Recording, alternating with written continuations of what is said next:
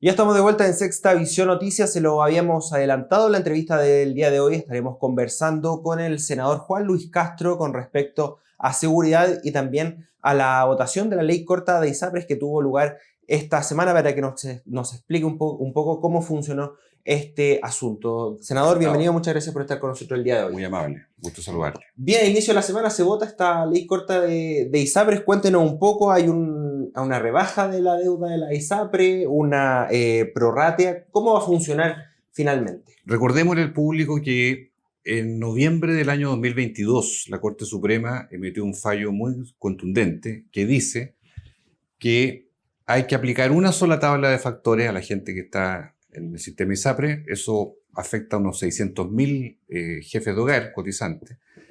Y que aplicada esa tabla a todos los que les disminuye el precio, corresponde que ocurra y además le devuelven retroactivamente. Eso equivale a 1.100 millones de dólares hoy.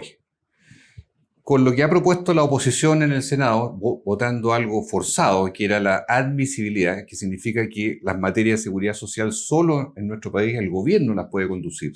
Y aunque haya todos los parlamentarios dispuestos, no lo pueden cambiar cuando es seguridad social. Se forzó y se ganó por ellos esa votación, que disminuye la deuda a 400 millones, o sea, drásticamente la disminuye. Y además...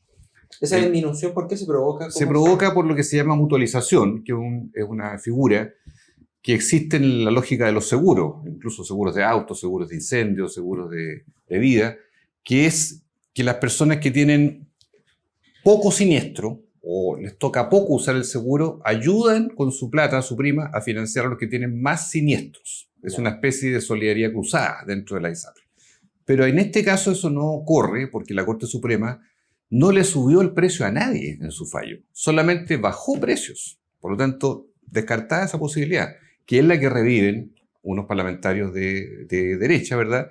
Y que triunfa por una votación ajustada, que es la que nosotros, senadores del oficialismo, decimos que está fuera del margen de la Constitución. El gobierno también así lo ha dicho ayer, en boca del ministro de Justicia. ¿Qué queremos hacer? Queremos restablecer el principio de igualdad ante la ley, que no se vulnere un fallo judicial, porque nadie está por sobre la sentencia de la Suprema, y que haya beneficio directo para las personas, como lo dijo el propio Poder Judicial, porque las personas no pueden quedar peor que antes. Sería absurdo, mediante esta ley.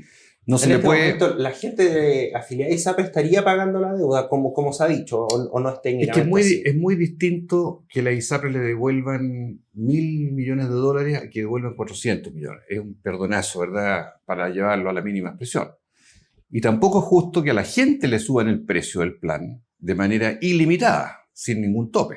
Eso también es injusto, porque la gente viene de un proceso de judicialización muy largo, de muchos años, donde le dieron la razón a la gente. Y por lo tanto ahora echar pie atrás, que la gente quede perjudicada, que termine pagando más, que le devuelvan menos plata de la que corresponde, es un sinsentido. Entonces, en ese plano es que nosotros hemos resuelto 17 senadores del oficialismo ir mañana al Tribunal Constitucional, interponer esta acción que es legítima, porque aquí lo que se discute no es que se vaya a legislar algo nuevo. Lo que nosotros decimos es que lo que hizo la oposición transgrede la Constitución de la República de Chile, porque se mete en un área de seguridad social que no puede meterse un parlamentario, sino solo el Poder Ejecutivo, el gobierno es el que puede legislar. Y eso, que ocurrió 2 veces en la Comisión de Salud y Hacienda, que fue declarado inadmisible, insisten los parlamentarios de oposición y por una mayoría circunstancial lo ganan. Pero eso no es para que quede en la ley, eso es lo que vamos a impugnar en el tribunal. Y por sus palabras se entiende que el tribunal les debería dar la razón a ustedes. Sí, porque en otros casos de materia de seguridad social también ha ocurrido lo mismo. ¿Y qué pasa después finalmente? ¿Esto se va a seguir extendiendo? O sea, no se paraliza nada en cuanto a que el trámite sigue en la Cámara de Diputados en el mes de marzo, abril, después vendrá una comisión mixta, después seguramente habrá ley. Pero este aspecto que quedó instalado hace pocos días en el Senado es un aspecto que no puede perseverar, que no puede quedarse a firme, porque sería un enorme retroceso de lo que la justicia ya dictaminó. Sería en el fondo contraponer una legislación con un fallo. Nadie está por sobre la ley, los fallos hay que acatarlos. Entonces, es absurdo que hoy día demos luz verde a una medida que se ganó por una votación, pero que es una medida que contrarresta, neutraliza lo que un fallo judicial dejó establecido en beneficio de las personas. Bien. Senador, en otro tema, seguridad acá en la región ha estado bien noticioso la agenda. Lamentablemente han habido femicidios, personas desaparecidas, también cuerpos que se han encontrado y el reciente caso la semana pasada, los dos agricultores asesinados. Y el presidente hoy día anunció que llamará al COSENA el día lunes. ¿Qué le parece esta medida?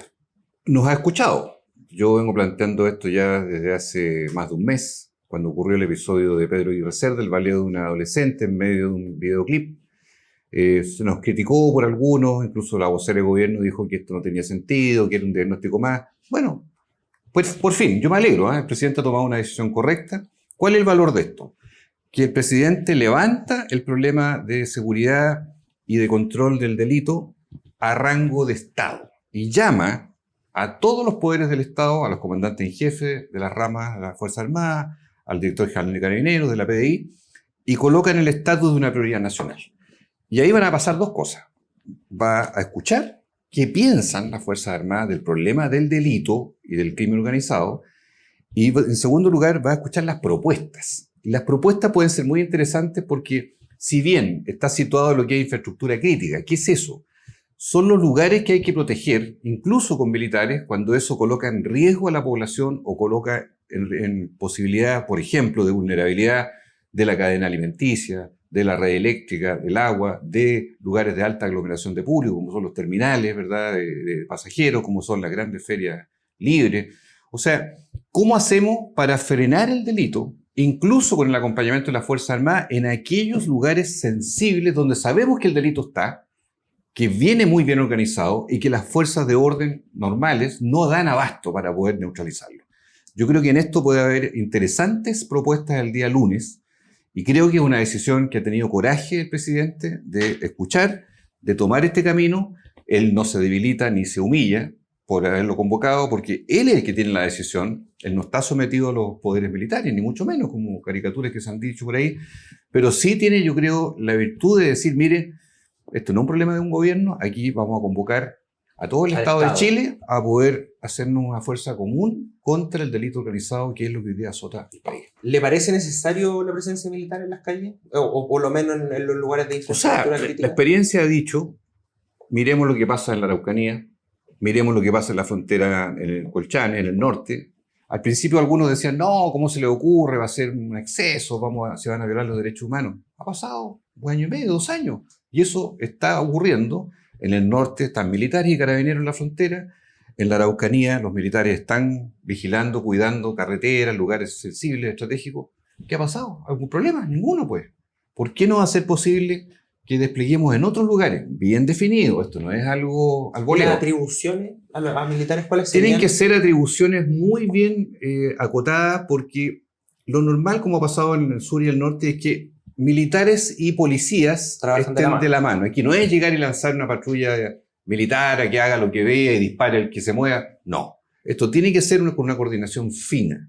¿Por qué? Porque los militares están entrenados para la defensa, que es disparar, ¿verdad?, proteger. No para el orden público. Lógico, pero si van acompañados, que es lo que ha ocurrido, por eso aquí no hay que tener miedo. Si en la medida que estén coordinados carabineros, PDI con ellos, se puede hacer perfectamente. ¿Y cómo nos va a ayudar que haya una patrulla militar afuera de un lugar de alta concurrencia donde sabemos que hay delito organizado? Ya ese solo hecho presencial disuade, ¿no es cierto?